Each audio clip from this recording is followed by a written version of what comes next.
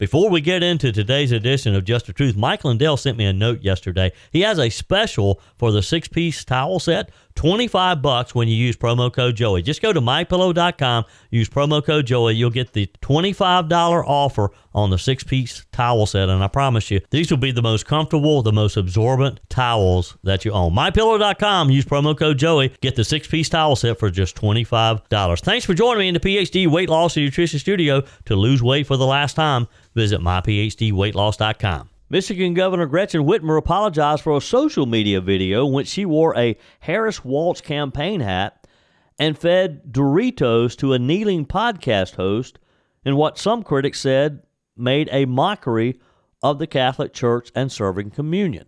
This gets more bizarre every day. A Washington Post columnist warns abortion isn't the top issue in Michigan and that this could mean bad news for Democrats. Tim Walz and Kamala Harris want you to think that they're the average gun-owning Americans, even though we know Kamala Harris wants to take our guns and will do so if given the chance. So does it surprise you that less than a month away from Election Day, that Governor Walz decides to go hunting? The problem? Walz is mocked after being caught on a video struggling to load his own shotgun. We have the details for you on that as well. We have the latest update for you, too, on Hurricane Helene. More than 90 reported dead in North Carolina, and authorities still cannot confirm how many are missing. As we get closer to Election Day, you're going to see more and more campaign signs in yards and on the side of the roads.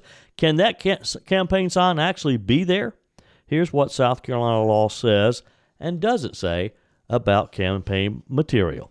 I told you we'd be back. And ye shall know the truth, and the truth shall make you free. It's Joey Hudson. I wanted to name it the Joey Hudson bill, but, they don't allow you to put names on bills. But I wanted to call it the Joey Hudson bill because I know that one's been near and dear to you for a number of years. That's how it's done. Let your voice be heard. And the truth shall set you free. Here's Joey Hudson.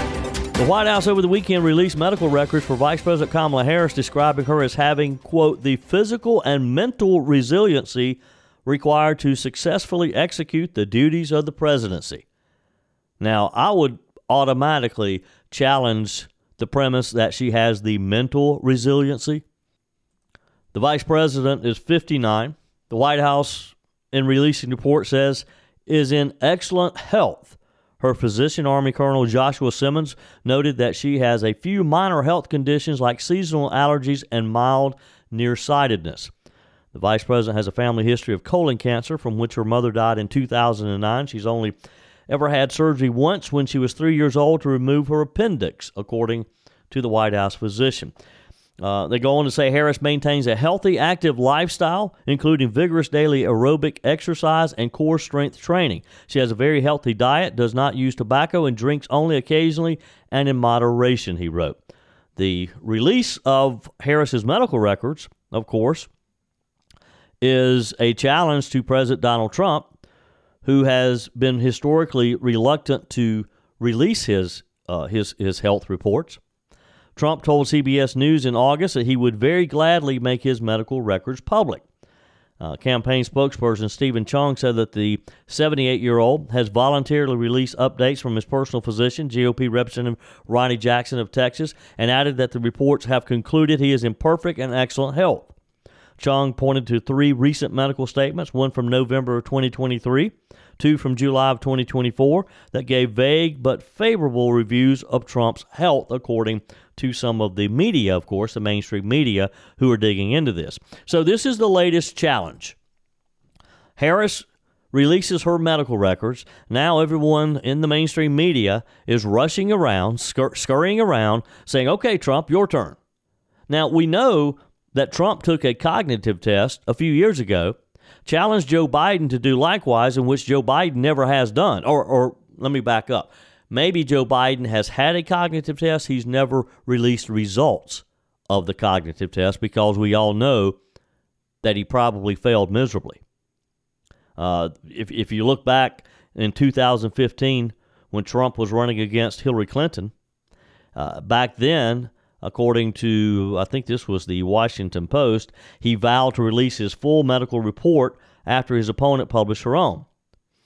However, the Post points out he released a letter from his personal physician months later who praised his extraordinary health and claimed he would be the healthiest individual ever elected to the presidency. Some say that's not enough. Some want to see more of the details. In June 2020, when running against President Joe Biden, the Trump administration released his annual physical, which was based on examinations between November 2019 and April 2020. It stated that there was no interval change to his medical history and that he remains healthy. Biden released his medical records in December 2019. The mainstream media concerned that Trump's hasn't been updated recently.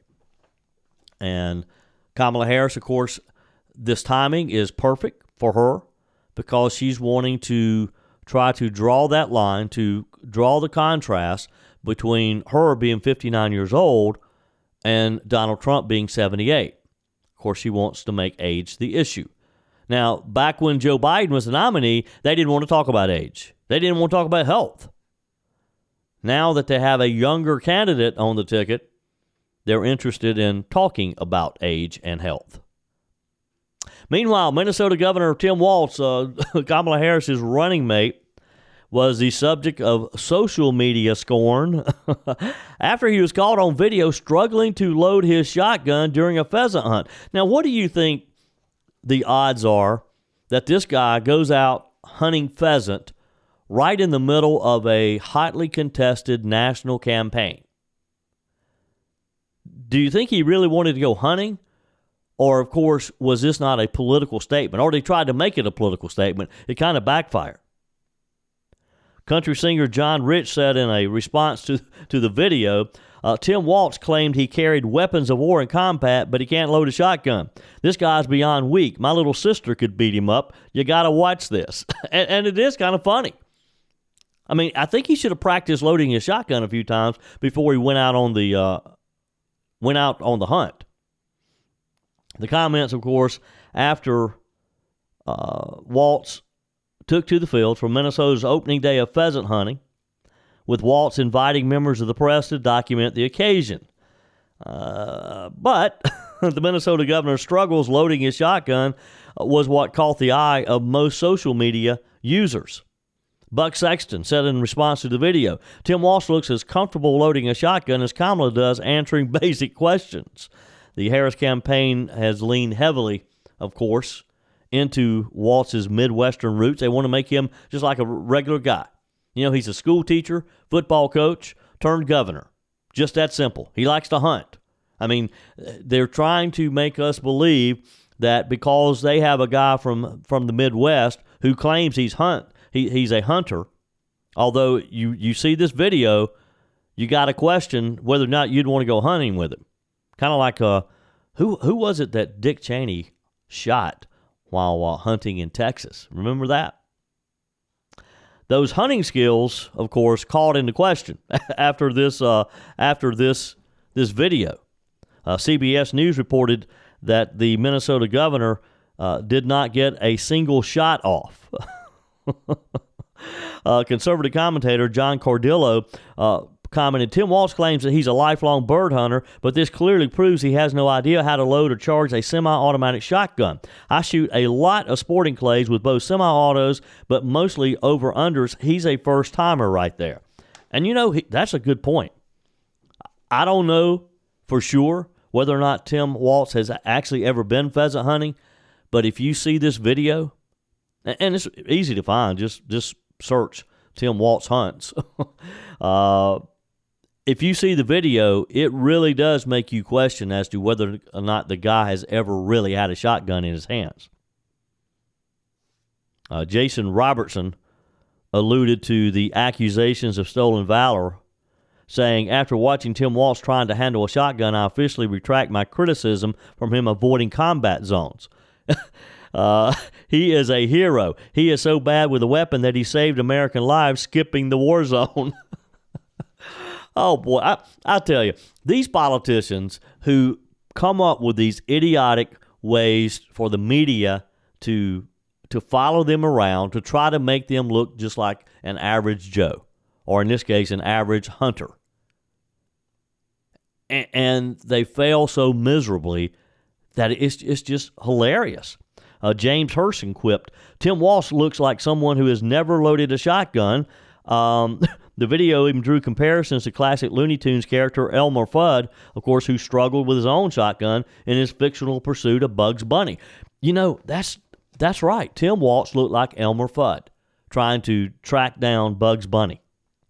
And I'll have to say, Bugs Bunny, you're not in any harm. You're not in harm's way if this is all you have to worry about. Hey, we're going to have an update for you in a few minutes with the latest on Hurricane Helene and Hurricane Milton. Let me remind you that you can continue to help the survivors of Hurricane Helene in the Carolinas. Odyssey, South Carolina's family of radio stations has partnered with the Salvation Army to provide urgent disaster relief across the Carolinas. Donate today at rebuildcarolinas.org. Your gift will help provide emergency aid like food, water, hygiene kits, long-term recovery support to the hardest hit communities. And here's the best part. 100% of your gift goes directly to disaster relief with no administrative fees. Again, that's rebuildcarolinas.org. This year, I really thought I was going to have to boycott the holidays. I was going to lock myself away and not come out until 2025. But after finding PhD Weight Loss, you can bet I'll be at every holiday party I'm invited to. That's because PhD Weight Loss helped me take control with great confidence, support, and my new healthy body. The best part? PhD Weight Loss did it all without harmful drugs that keep you dependent on them to maintain your weight loss. It's a natural, medication-free approach to weight loss crafted to naturally diminish food-related thoughts, hunger, and cravings, making your weight loss journey more sustainable and enjoyable. Take it from me, I lost 33 pounds. The PhD Weight Loss Program teaches you not just what to eat and when, but also how to think differently about food and finally let go of those cravings and get rid of the hunger naturally. Don't lock yourself away this holiday season. Call PhD Weight Loss today at 864-644-1900. That's 864-644-1900, or go to myphdweightloss.com. Your comments are welcome on the Firmin Ford text line, 864-477-JOEY. That's 864-477-5639. Emails always welcome, joey@joeyhudson.com. The 2024 presidential election is really becoming real now as two of our neighboring states start early voting this week. Early voting starting in Georgia begins tomorrow. Early voting, you must be registered to vote, obviously. People can vote at any polling location during early voting. All Georgia counties offer early voting on at least 2 Saturdays between now and November the 5th as well. According to data, more than 3.4 million of Georgia's 7.6 million registered voters voted early in 2020 general election, and all the indicators seem to point towards even more voting early this year. If you're listening in Georgia, plan to go to your poll tomorrow if you can, but certainly in the next few weeks. Poll hours will vary depending on the county you live in. It's recommended that you just reach out to your county voter registration office or go to the search on a website, do a quick Google search to find out your particular county's time. Also in western North Carolina, of course, a lot of questions about polling in some of the devastated areas there as Hurricane Helene damaged many of the polling places. Some of them just wiped them out completely. Early voting starts there on Thursday, this Thursday. All the voting sites were told that all polls will be open, just some relocated in western North Carolina. Of the 80 locations originally planned in those counties, we're told after election officials gathered last week to talk about how they could pull this off, about 75 will actually be open in that western North Carolina area. So that's pretty good. Only 5 right now that won't be, and those are going to be combined. So you'll still be able to vote. State election officials talked with reporters after the General Assembly last week approved some variations on what can be done and what can't be done just in those 25 counties that there is a declared emergency. So again, if you live in western North Carolina, which we have a lot of listeners in that area, then just contact who your local county election office if you have any questions. There's a lot of places that it's posted online as well. Email me, I'll help you. Just email me, joe@joeyhudson.com. If you can't find it, I'll find it for you and send it to you. President Donald Trump was on Fox News Sunday Morning Futures with Maria Bartiromo yesterday.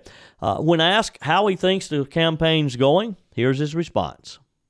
So how are you feeling? We're just a few weeks away, 20 plus days away from the election. How do you feel about the race? I feel great. We're leading in all swing states. We're leading mostly in nationals, I think. I'm a believer in polls. Some of them are fake, like a lot of writers. But I'm a believer in polls, and we're leading in just about every swing state. I think we're leading now in every swing state. And she can't talk. There's something wrong with the candidate, but I'll take it. But we have, I think we're doing very well, yeah. What do you want to say to those voters out there who might be undecided, who don't know what they're going to do yet? Well, I think we're going to have a lot of votes. We have something sort of special going on. We have tremendous support. They're so tired of seeing what's happened to this country. They're so tired of seeing the incompetence, seeing the border. And I think the border is maybe a bigger deal than even inflation. Inflation is a massive word. The bad economy is massive. The inflation made the economy bad. It made it impossible for people. But I almost think that when they see millions of people coming into our country, 13,099 murderers, many of them murdered more than one person. When they see that, I actually think I think the border is a bigger issue than even the economy. Well, I think he's right to a degree. The border is a big issue, and it consistently comes in either first or second. I really believe the economy probably is going to be the number one issue. But here's something that the Democrats did not want to hear. A Washington Post columnist sounded the alarm about a Michigan congressional district there that polling indicates the Democratic Party's grasp there is loosening because local voters aren't as animated and aren't as interested in the abortion issue as they used to be. And that's an issue that the Democrats have been trying to drive a wedge, particularly among independents. The Washington Post's James Holman wrote this week that he spoke to Democrat operatives on the ground in Michigan, one of the battleground states, a state that Trump believes he can win, says that those in Michigan are less enthusiastic for one of the party's top issues in that area, abortion. And it's making him wonder if, in fact, maybe abortion is not going to be the issue the Democrats think it's going to be. Hallman noted that in the 7th Congressional District of Michigan, which includes the state capital Lansing, suburban areas near Detroit, went for former President Donald Trump in the 2016 election, but elected Representative Elisa Slotkin, a Democrat. In 2022, he is now seeking the state's open U.S. Senate seat. Now, fellow Democrat and aide to Michigan Governor Gretchen Whitmer, Curtis Hurdle, is running against Republican Tom Barrett to fill Slotkin's congressional seat, which is now open since she's running for the Senate. Barrett is a former U.S. Army member, a pro-lifer, lost to Slotkin in 2022, but Hurdle's team may not find him as easy to beat as Slotkin did if, in fact, this is correct, that voters aren't thinking about abortion as much as the Democrats believe. The columnist said that in the midst of this close race, Hurdle surrogates are finding that voters aren't responding to abortion as much as they used to, which, of course, could be big problems for the party at large. The Washington Post columnist wrote, but after Hurdle delivered a pep talk to 16 volunteers at a party field office on a recent Saturday afternoon, State Representative Jennifer Conlon, a Democrat, told the group that she had just returned from knocking on doors and expressed amazement at how much less abortion comes up than when she won 2 years ago in the aftermath of Dobbs. He wrote, that's largely because many Michiganders feel a woman's right to choose was guaranteed after voters overwhelmingly passed a state ballot referendum in 2022 to enshrine a right to the procedure in the state constitution. He said, apparently the issue being less of a priority for some voters is making it harder for Democrats to appeal to the multitudes of center-right women who crossed over to vote for Slotkin, Whitmer, and the abortion initiative in 2022. This could be a big problem for Democrats in Michigan. Hope you'll join the conversation today. 864-477-JOEY, 864-477-5639. Send your comments to the Firmin Ford text line. You can leave a quick voice message, and your emails are always welcome, joey@joeyhudson.com. Speaking of the Firmin Ford text line, it's never been more important to support locally run businesses owned by people who actually live here in the upstate. Let me take a minute to talk with you about our friends at Firmin Ford. If you're looking for a new vehicle, maybe a great pre-owned vehicle, one you could trust, or maybe you're looking to order that special vehicle. Either way, if you want a new one, a brand new one, or a pre-owned that you can trust, the folks at Firmin Ford, they're there to help you.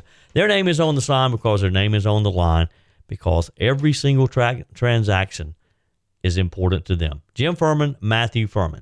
They do business the right way.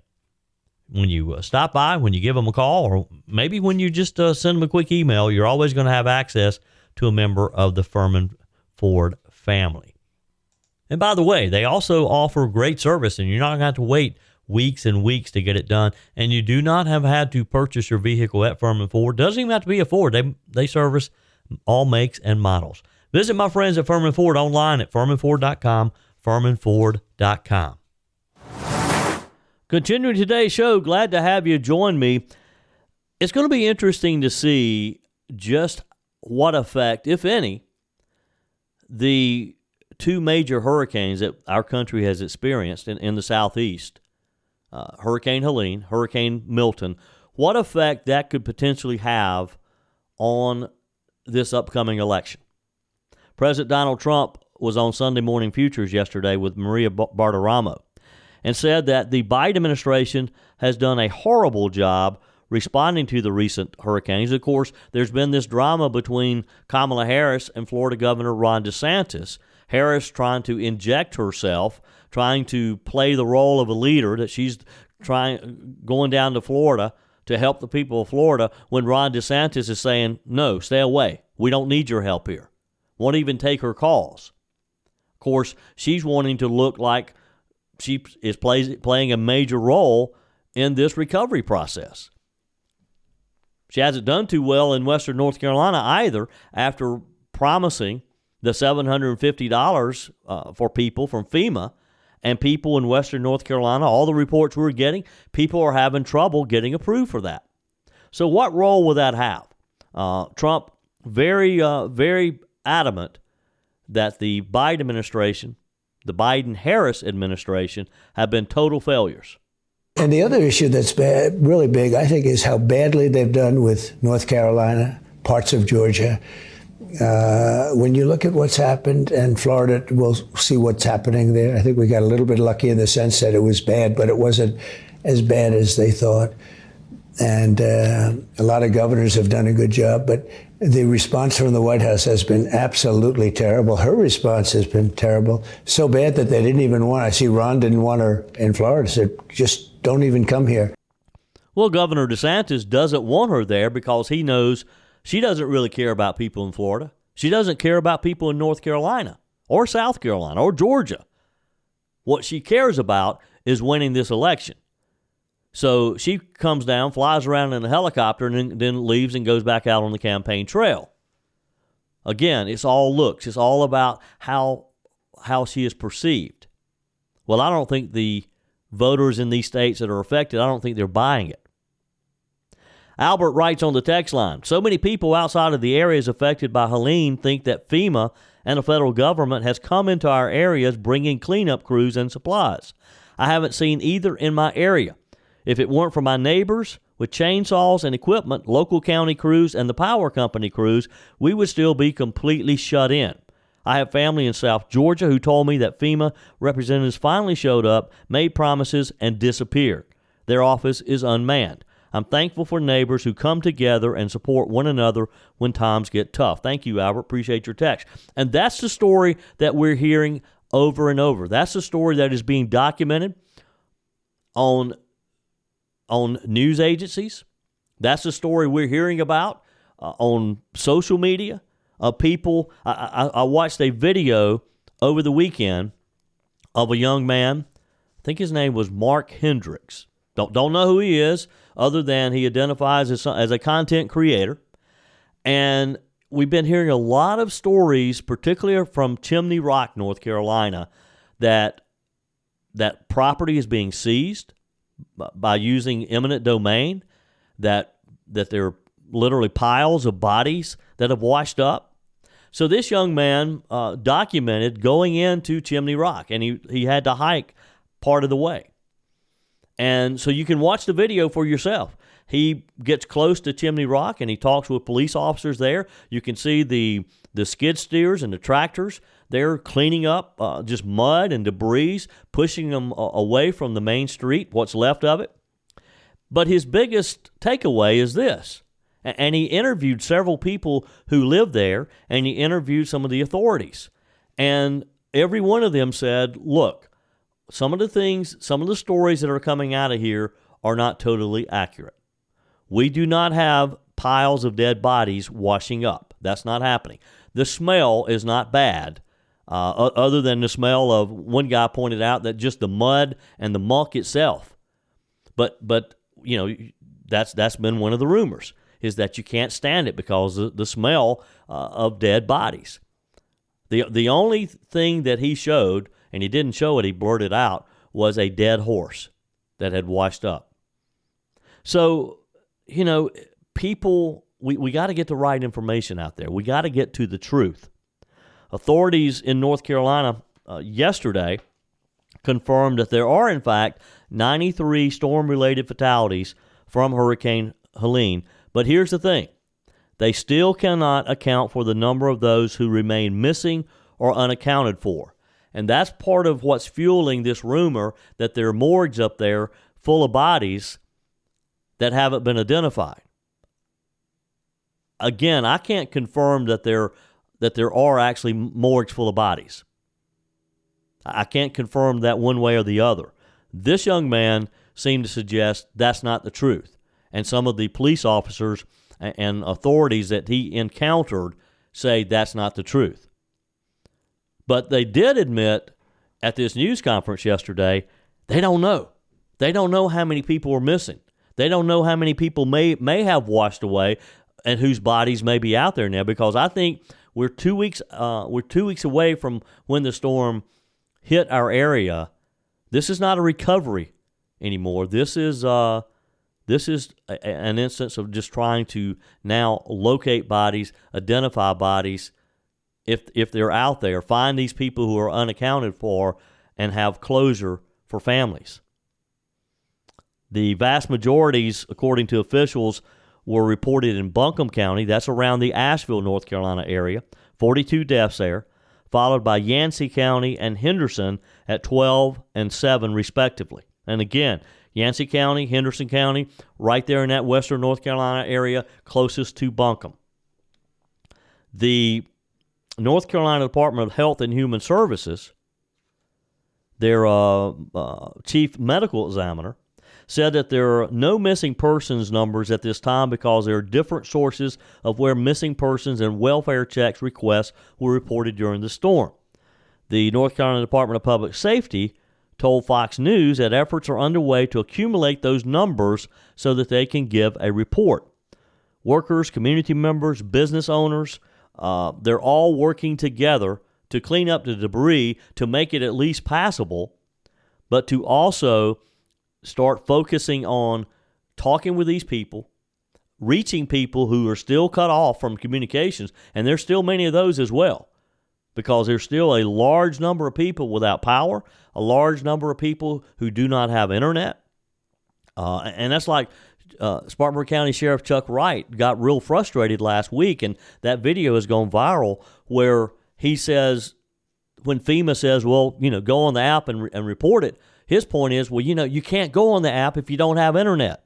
You can't go on the app if you don't have cell phone service. So how are you supposed to contact FEMA? Justin Graney is Chief of External Affairs and Communications for the North Carolina Emergency Management, told Fox News that there are wide area searches taking place since the storm cleared out and people have been able to get out there. He said this includes grid searches, vehicle searches, damaged structure searches, and searches around areas where debris have collected. Hundreds of responders are still conducting searches, he said. Graney explained that local entities take information reported to 911, the North Carolina 211 call center, social media reporters, shelter occupancy information, and any information reported to the EOC to attempt to locate anyone that someone has reported missing or that they have asked to have a welfare check conducted. And again, this can get tough because you have some people reportedly who lived in those mountains alone, and there's no one to report necessarily that they're missing. Graney said many of these types of situations were thankfully resolved when communication systems were brought back online and family and friends were able to once again connect. Hurricane Helene hit North Carolina, of course. It brought catastrophic flooding like no one ever thought could be possible in that area. The heavy rainfall caused mudslides, and I don't think people realize the damage that mudslides alone have caused. There was one part in this young man's video that I referenced a minute ago who was up in Chimney Rock, and it showed a Lake Lure police cruiser on the side of the road pushed up against a metal guardrail. Obviously, it had been looked like it had been flipped a time or two maybe. And he said that he talked with the Lake Lure Police Department about that particular car and what the story was. And a female police officer was driving along patrolling when a mudslide pushed her vehicle into that metal guardrail. She's okay. The car is probably a total loss. But you're seeing that all around. Tens of thousands of electricity customers, again, in the region without power in that Asheville area. Some still lack running water. So, again, let me encourage you to continue supporting our efforts in partnership with Salvation Army to get supplies to them, to get water to them, to get the hygiene kits, to get food. Long-term recovery support is going to be needed for months and months to come. So if you can help us, please do so. And that's real simple. Just go to rebuildcarolinas.org, rebuildcarolinas.org. The Salvation Army's been on the ground since the hurricane hit. They've served over 300,000 meals, 170,000 hydration drinks, distributed more than 35,000 shelf-stable meal kits, and they're going to continue working, and with your support, they can do that. Rebuildcarolinas.org. Help bring hope to those affected by Hurricane Helene. Your comments are welcome on the Firmin Ford text line, 864-477-JOEY. That's 864-477-5639. Emails always welcome, joey@joeyhudson.com. Joey Hudson here. When it comes to fighting for your rights, you need a law firm that never gives up. That's why I want to tell you about the attorneys at McCravey, Newland, Sturkey, and Clardy Law Firm. They specialize in Social Security disability, workers' compensation, and personal injury cases. They've been winning for their clients for over 25 years. And who better to tell you than a satisfied client? In addition to the major surgery and the subsequent months of physical therapy, I knew that I had to deal with the workers' comp aspect of my case. And I chose the McCravey Law Firm. My consultation with Jason Sturkey was very reassuring. I found that he shares my values. I do believe that we got a fair settlement, and I'm very grateful for his assistance, and I'm pleased with the service that I was given by the McCravey Law Firm, and I highly recommend them. That's the McCravey Law difference. Dedication, perseverance, and a commitment to getting you the results you deserve. If you need help with your Social Security disability claim or any other legal matter, schedule your free and confidential case evaluation today at McCraveyLaw.com or call 833-245-6565. South Carolina Representative James Clyburn appearing on CNN with Dana Bash over the weekend, saying that he is concerned that black men are going to vote for President Donald Trump in the upcoming election or potentially sit it out entirely. That response came when Dana Bash asked what his concerns are, and of course his comments come just days after former President Barack Obama issued a call to action to black men amid signs that Vice President Harris's level of support among that key demographic voter that the Democrats have long time depended on. Here's James Clyburn. Here with me now is South Carolina Congressman Jim Clyburn. Thank you so much for being here. You just heard Donald Trump making his appeal to black men quite explicit. Your friend, Congresswoman Debbie Dingell, who you campaigned with in Michigan, says that the message she's hearing from black men is, quote, Democrats take us for granted. Donald Trump talks to us directly. Are you concerned about black men voting for Trump or staying home? Well, thank you very much for having me. Yes, I am concerned about black men staying home or voting for Trump. But my concerns don't tend to keep me from being energetic about this campaign. Because I was in Michigan campaigning with Debbie last weekend. I thought our swing through Michigan was very, very effective. I met with black men. I met with black religious leaders. I met with black union leaders. And quite frankly, I think we had very frank and direct discussions. And I don't see and feel what I'm reading about in news reports. Yes, black men, like everybody else, want to know exactly what I can expect from Harris administration, and I've been very direct with them. And I've also contrasted that with what they can expect from a Trump administration. We will expect Project 2025 to be a full-blown policy in his administration. And what would that policy be? I described it on the first night of our national convention, and I've been describing it that way ever since. It will be Jim Crow 2.0. Now, you know, I'm the 9th African-American serving Congress from South Carolina. That means there were 8 before me. The problem is there were 95 years between number 8 and number 9. And the policies of that 95 years that kept us out of government, out of this economy, is called Jim Crow. And if you look at Project 2025, it will be Jim Crow 2.0. Now, earlier on CNN's State of the Union, Georgia Senator Raphael Warnock dismissed concerns that black men are going to vote for Trump, saying it's not going to happen, and he's not concerned about it at all. You know, things are getting a little bit bizarre on the Democrat side of the ticket as well. Michigan Governor Gretchen Whitmer found herself apologizing on social media for a video in which she wore a Harris Walz campaign hat and fed Doritos to a kneeling podcast host in what a lot of critics said was a mockery of a sacred Christian rite. Now, here's what happened. The Democrat governor was seen in a clip taking a Doritos chip out of a bag, placing it on the tongue of a kneeling liberal podcaster, Liz Plank. I didn't recognize who she was, but that's what the reports are telling me, that it was Liz Plank, a liberal podcaster. Before the video panned to the governor wearing a camouflage Harris Walz hat. Now, Whitmer said the video was intended to spotlight the 2022 CHIPS and Science Act that allocated nearly $53 billion towards efforts to bring semiconductor supply chains back to the U.S. Religious leaders, on the other hand, say it is a spoof of the sacrament of Holy Communion. And I got to say, I didn't see anything about CHIPS and science. My first thought was just that it was a mockery of Holy Communion. The Michigan Catholic Conference president and CEO Paul Long said in a statement representing the views of Catholic leaders in the state of Michigan, quote, "It is not just distasteful or strange, it is an all too familiar example of an elected official mocking religious persons and their practices."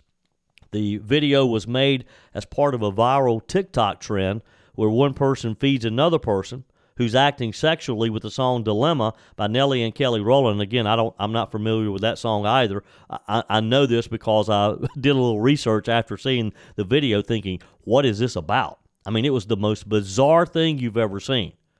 Why someone did not recognize that this was a bad idea when Gretchen Whitmer was making the video, I'll never know. But you had this music playing in the background before the governor stares uncomfortably into the camera. Former Trump advisor Tim Murtaugh posted, "Let's clear what's happening in this video. Governor Whitmer of Michigan is pretending to give communion to a leftist podcaster on her knees using a Dorito as the Eucharist while wearing a Harris Walz hat. Do they want 0 Catholic votes for Harris?" Well, I tell you, I don't know if maybe they have some internal polling that is saying they're not doing too well among Catholics anyway, and they've just written them off, or if they haven't, they just did that over the weekend with this video. Following the backlash, Governor Whitmer apologized for the video and emphasized that the video was not meant to mock people of faith, she said. Here's what she said in a statement. "Over 25 years of public service, I would never do anything to denigrate someone's faith. I've used my platform to stand up for the people's right to hold and practice their personal religious beliefs." She went on to say, "My team has spoken to the Michigan Catholic Conference. What was supposed to be a video about the importance of the CHIPS Act to Michigan jobs has been construed as something it was never intended to be, and I apologize for that." Wow. Again, who in their right mind was going to understand that this was meant to be something about this CHIPS and Science Act? This video was circulated on social media, which got a national audience. Nobody knew anything about the CHIPS and Science Act. But what did immediately come to mind was this was a mockery of Eucharist, of someone receiving Eucharist. And using a Dorito chip, wow, it's just bad. But this is just an example of how the Democrats are not thinking. I don't know if it's because they're just immune to the feelings of other groups like that, like the Catholics, or if they're in such a state of panic that they're not thinking straight. They're not thinking these things through. They're just reacting because they see this slipping away from them. They see this. They see Donald Trump sitting in the Oval Office again behind the Resolute desk, and that just pushes them right over the edge. Hey, another quick reminder that you can help us help people in Western North Carolina, South Carolina who've been affected by Hurricane Helene. Go to rebuildcarolinas.org, rebuildcarolinas.org. 100% of your gift goes directly to disaster relief with the Salvation Army. That's it for today's show. Tara's up next, followed by Mike Gallagher, Bill Frady, Charlie James. We're back again tomorrow at 5 a.m. for your first cup of coffee. Until then, remember, folks, God's got this. He's still in control. Your comments are welcome on the Firmin Ford text line, 864-477-JOEY. That's 864-477-5639. Emails always welcome, joey@joeyhudson.com. You know, we have all watched the horrendous video of the devastation caused just over 2 weeks ago now by Hurricane Helene. Some of you may have lost your homes, or you know a family member or a friend who has. People need just basics like water, food, a place to sleep, a hot shower. If you're blessed like me, you just had a few trees down.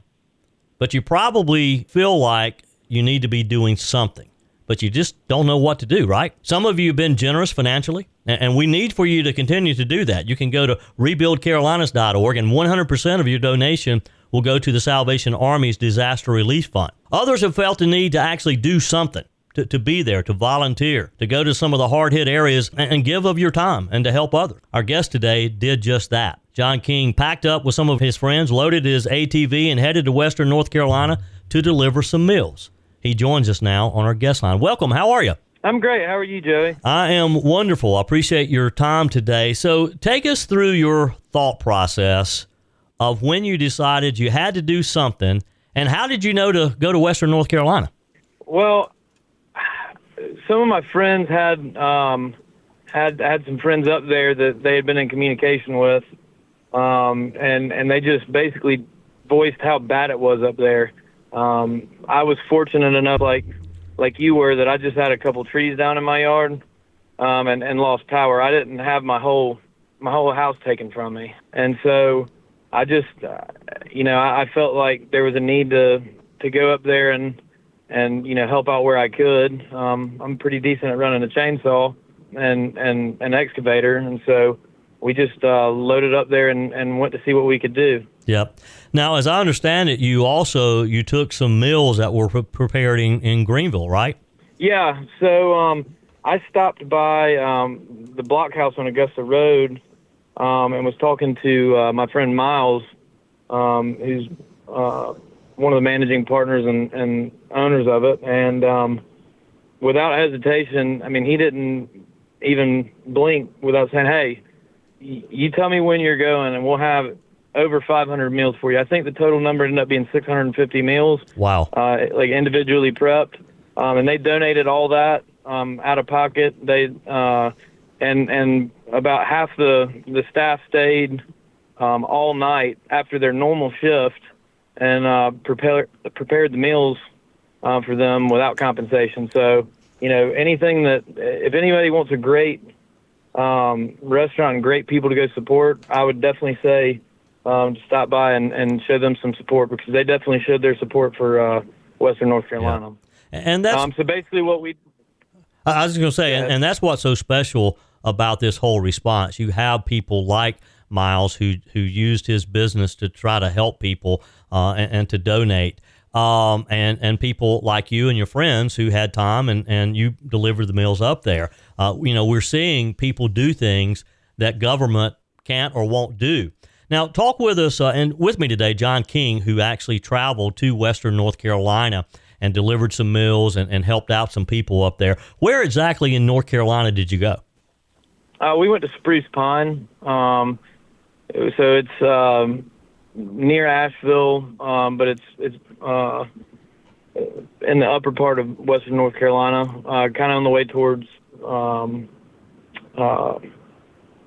Burnsville, but not all the way up that way yet. Yeah. Burnsville and Spruce Pine definitely, I believe, got impacted, and Asheville.